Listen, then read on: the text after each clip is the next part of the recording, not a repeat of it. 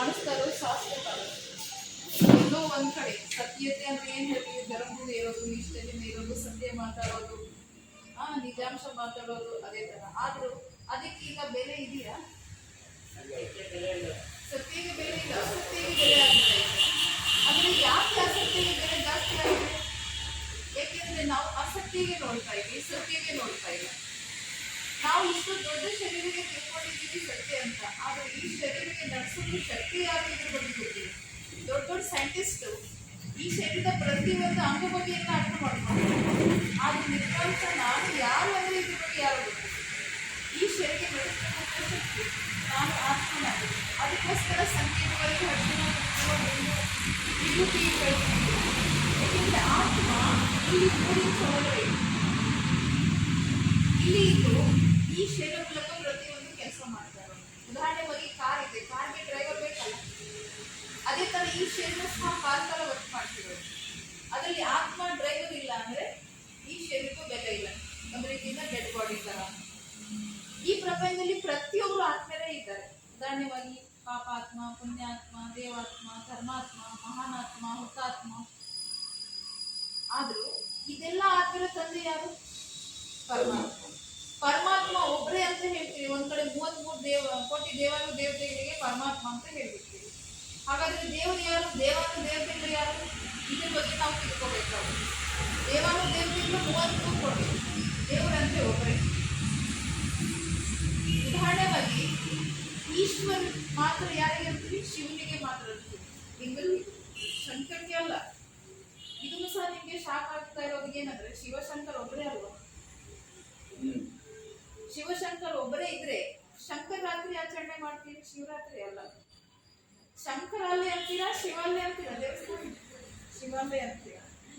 ಓಂ ನಮಃ ಶಿವಾಯದ ಮಂತ್ರ ಕೊಡ್ತೀರಾ, ಓಂ ನಮಃ ಶಂಕರಾಯದ ಮಂತ್ರ ಕೊಡೋದಿಲ್ಲ. ಅರ್ಥ ಏನು? ಶಿವಶಂಕರ ಬೇರೆ ಬೇರೆ. ಇನ್ನೊಂದು ರೀತಿಯಿಂದ ಪರಮಾತ್ಮನಿಗೆ ಏನ್ ಹೇಳಿರೋದು?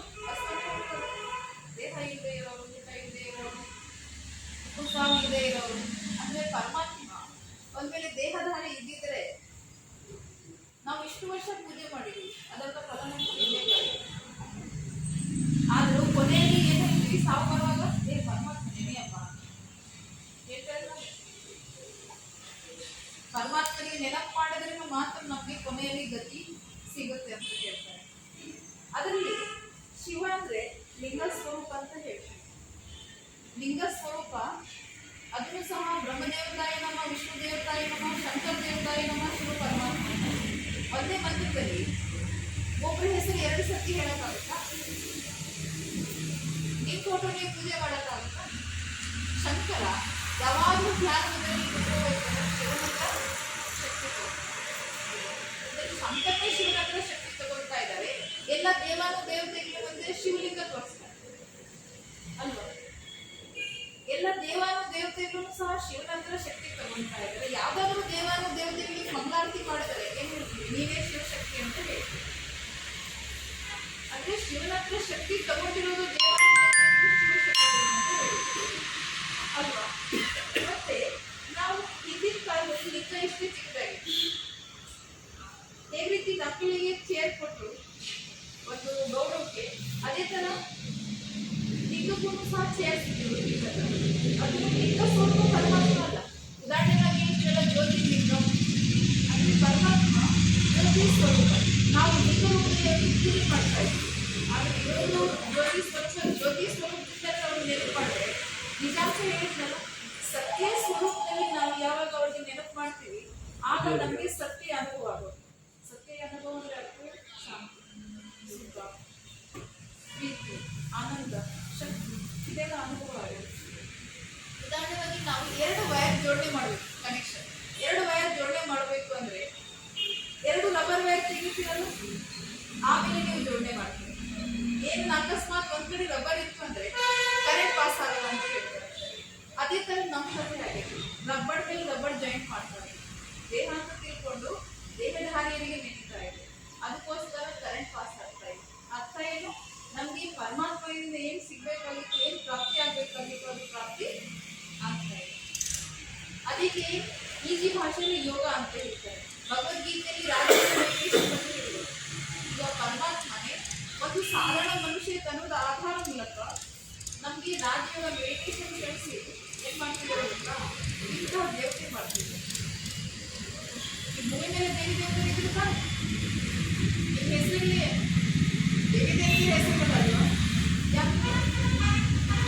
ಯಾವಾಗ ಆತ್ಮ ಪವರ್ಫುಲ್ ಇರುತ್ತೆ ಆಗ ನಾವೇ ದೇವತೆ ಆಗಿರ್ತೀವಿ. ಯಾವಾಗ ನಮ್ಮ ಆತ್ಮ ವೀಕ್ ಆಗಿರುತ್ತೆ ಆಗ ನಾವು ದೇವಿ ಗುಣ ಕಳೆದುಕೊಂಡು ಸಾಧಾರಣ ಮನುಷ್ಯರಾಗ್ತೀವಿ. ಪರಮಾತ್ಮ ಮತ್ತೆ ಈ ಕಡೆಗೆ ಈ ಭೂಮಿ ಮೇಲೆ ಈ ಸ್ವರ್ಗ ಸ್ಥಾಪನೆ ಮಾಡಕ್ಕಾಗಿದ್ದಾರೆ. ಸತ್ಯುಗ, ತ್ರೇತ, ದ್ವಾಪರ, ಕಲಿಯುಗ. ಕಲಿಯುಗ ಆದ್ಮೇಲೆ ಇನ್ನೊಂದು ಚಿಕ್ಕ ಯುಗ ಅಂತ ಹೇಳ್ತಾರೆ, ಅದಕ್ಕೆ ಸಂಗಮ ಯುಗ ಅಂತ ಹೇಳ್ತಾರೆ.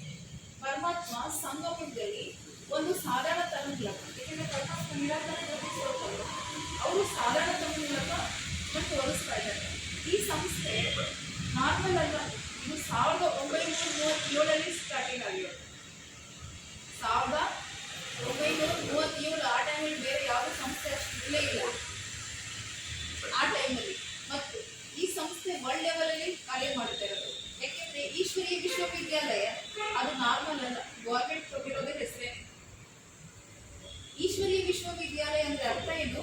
ಯಾವುದೇ ಜಾತಿನವರು, ಯಾವುದೇ ಧರ್ಮದವರು, ಯಾವುದೇ ಕುಲ ಇದ್ದಿಲ್ಲ, ಯಾವುದೇ ಭೇದ ಇದ್ದಿಲ್ಲ, ಇಲ್ಲಿ ಬಂದು ಪರಮಾತ್ಮನ ಕನೆಕ್ಷನ್ ತೋರಿಸ್ಕೊಳ್ಬೋದು. ಇದು ಫೋಟೋದ ಅರ್ಥ ಏನಿದೆ? ಶಿವ ಜೊತೆಗೆ ಸಾಲಿಗ್ರಾಮಕ್ಕೆ ತೋರಿಸ್ತಾರೆ.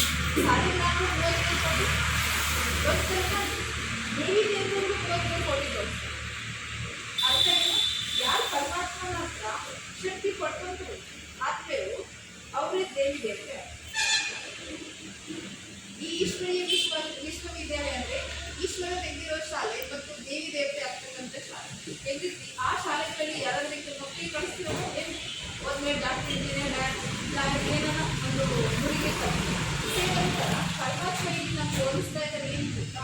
ನಾವು ಭವಿಷ್ಯದಲ್ಲಿ ದೇವತೆ ಆಗುತ್ತೆ. ಮತ್ತು ಈಗ ನಮಗೆ ಸುಖ, ಶಾಂತಿ, ನೆಮ್ಮದಿ ಸಿಗುತ್ತೆ. ಈ ಈಶ್ವರೀಯ ವಿಶ್ವವಿದ್ಯಾಲಯದ ಗುರಿನೇ ಇದೆ ಇರೋದು. ಇನ್ನೊಂದು ಪರಮಾತ್ಮ ಏನು ಹೇಳ್ತಿದ್ದಾರೆ, ರಾಖಿ ಹಬ್ಬ ನಿಮಗೆ ವಿಶೇಷವಾಗಿ ನಾವು ಕಟ್ಟಕ್ಕೆ ಏನಕ್ಕೆ ಬಂದಿರೋದು ಅಂದ್ರೆ, ರಾಖಿ ಅಂದ್ರೆ ರಕ್ಷಣೆ ಇರೋ ಸಂಕೇತ. ಈಗ ರಕ್ಷಣೆ ನಮಗೆ ಯಾರಿಂದ ಆಗ್ಬೇಕಾಗಿರೋ? ನೀವು ಸಹ ಅದೇ ಟೈಮ್ ಹೋಗಿ ಅವ್ರಿಗೆ ರಕ್ಷಣೆ ಮಾಡಕ್ಕಾಗುತ್ತಾ? ಈಗ ನಾರ್ಮಲಿ ಅಕ್ಕ ತನ್ನ ತಮ್ಮಗೆ, ಇಲ್ಲಾಂದ್ರೆ ಅಣ್ಣಗೆ, ಇಲ್ಲಾಂದ್ರೆ ತಂಗಿ ಅಣ್ಣ ತಮ್ಮಗೆ ಕಟ್ತಾರೆ, ಸರಿ. ಆದ್ರೂ ಅವರು ಸಹ ಇನ್ನೊಂದ್ ಕಡೆ ಇರ್ತಾರೆ, ಇವರು ಮದುವೆ ಆಗಿ ಇನ್ನೊಂದ್ ಕಡೆ ಹೋಗಿರ್ತಾರೆ, ಇಲ್ಲೊಂದು ಕೆಲ್ಸಕ್ಕೆ ಹೋಗಿರ್ತಾರೆ, ಓದಕ್ಕೆ ಹೋಗಿರ್ತಾರೆ. ಅವ್ರಿಗೆ ಇವ್ರು ರಕ್ಷಣೆ ಮಾಡಕ್ಕಾಗುತ್ತೆ? ನೀವು ಸಹ ನಿಮ್ಮ ಅಕ್ಕಂದಿರ ತಂಗಿಯರಿಗೆ ನೀವು ರಕ್ಷಣೆ ಮಾಡಕ್ಕಾಗುತ್ತೆ? ಆಟ್ ಪ್ರೆಸೆಂಟ್ ಮಾಡಕ್ಕಾಗಲ್ಲ. ಆಗ ವಿಶೇಷವಾಗಿ ನಮ್ಗೆ ಬೇಕಾಗಿರೋ ಪರಮಾತ್ಮ ರಕ್ಷಣೆ. ಯಾಕೆಂದ್ರೆ ಸೆಕೆಂಡ್ ಅವರೇ ನಮ್ಮ ಜೊತೆ ಇರೋತಾನೆ. ಆ ರಕ್ಷಣೆ ನಮ್ಗೆ ಹೆಂಗ್ ಸಿಗುತ್ತೆ? ಯಾವಾಗ ನಾವು ಆತ್ಮ ಸ್ಮೃತಿಯಲ್ಲಿದ್ದು ಆ ಪರಮಾತ್ಮ ನೆನಪು ಮಾಡ್ತೀವಿ. ಮತ್ತೆ ನಾವು ರಾತ್ರಿ ಏನಕ್ಕೆ ಕಟ್ಟೋದು ಗೊತ್ತಾ? ಆ ರಾತ್ರಿ ನೋಡುವಾಗ ಪರಮಾತ್ಮನ ನೆನಪು ಬರಲಿ. ಯಾವಾಗ ನಾವು ಆತ್ಮ ಸ್ಮೃತಿಯಲ್ಲಿ ಪರಮಾತ್ಮ ಜೊತೆ ಕನೆಕ್ಷನ್ ಇಟ್ಕೊತೀವಿ ಆಗ ನಾರ್ಮಲಿ ನಮಗೆ ಸಿಹಿ ಬರುತ್ತೆ. ಸಿಹಿ ಮಾತು ಅದಕ್ಕೋಸ್ಕರನೇ ಸಿಹಿ ಕೊಡೋದು. ಹೂವು ಕೊಡೋದು ಅರ್ಥ ಏನು ಅಂದರೆ, ನಮ್ಮ ಜೀವನದಲ್ಲಿ ಇದೇ ಥರ ದೈವಿ ಗುಣದಲ್ಲಿ ಹೂವು ಬರ್ತಾ ಇದೆ ಅಂದರೆ ನಾರ್ಮಲಿ ಕನೆಕ್ಷನ್ ಚೆನ್ನಾಗಿದ್ರೆ ದೈವಿ ಗುಣಗಳು ಬರ್ತದೆ. ನೆಮ್ಮದಿಯಿಂದ ಕೆಲಸ ಮಾಡಿದ್ರೆ ದೇವತೆ ಥರ ಇದ್ದಾರೆ. ಆನಂದವಾಗಿ ಎಲ್ಲರ ಜೊತೆ ಮಾತಾಡಿದ್ರೆ ಇವರೇ ದೇವತೆ ಥರ ಇದ್ದಾರೆ. ನಾರ್ಮಲಿ ನಾವೇ ದೇವತೆ. ಓಂ ಶಾಂತಿಗೆ ಅರ್ಥ ಏನು ಅಂದರೆ, ಓಂ ಅಂದರೆ ನೀವು ಆತ್ಮ ಆಗಿದೆಯಾ, ಶಾಂತಿ ನಿಮ್ಮಲ್ಲಿ. ಅದು ನಾನು ಆತ್ಮ, ನಾವು ಆತ್ಮರು ಶಾಂತಿಯ ಸ್ವರೂಪರಾಗಿದೆ. ಉದಾಹರಣೆಗಾಗಿ ನಾವು ಶಾಂತಿ ಎಲ್ಲ ಹುಡುಕೋದು ಅವಶ್ಯಕತೆ ಇದೆ. ಶಾಂತಿ ನಮ್ಮಲ್ಲೇ ಇದೆ. ಈಗ 2 ಸೆಕೆಂಡ್